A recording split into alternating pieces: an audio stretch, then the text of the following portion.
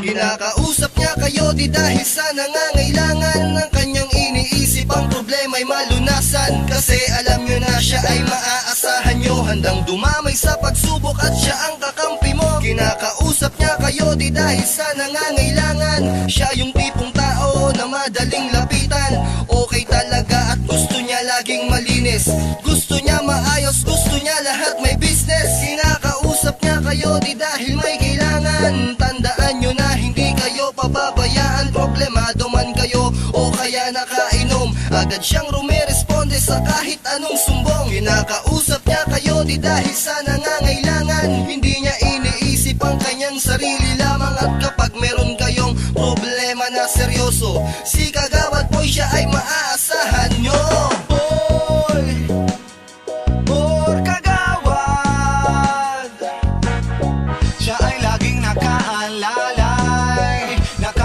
Sa barangay, boy, or kagawad, siya ay ating maaasahan, maaasahan inuman. Siya ay maglilingkod sa kahit sinuman, tutulungan kayo sa kahit anong paraan. Lahat ng inaasahan mo'y magkakatotoo kapag si Kagawad Boy ang iboboto mo. Siya ay maglilingkod sa kahit sinuman, isasama niya tayo sa tamang daan. Kapag siya ang binoto, tiyak gaganda ang ating barangay sa mga kamay niya. Siya ay maglilingkod sa kahit sinuman, umasa kayong lagi niyang pauunlakan. Hahanap siya lagi ng mga paraan upang ang ating problema ay masolusyonan.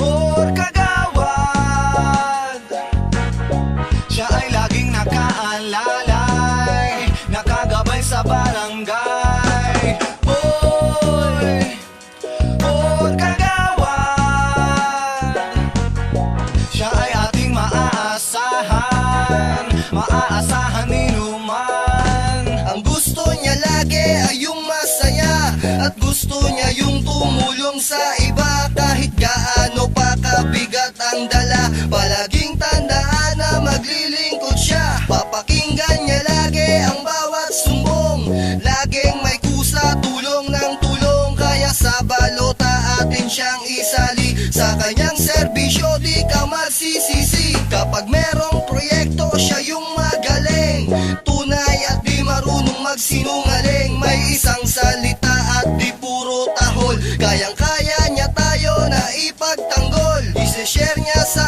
atin ang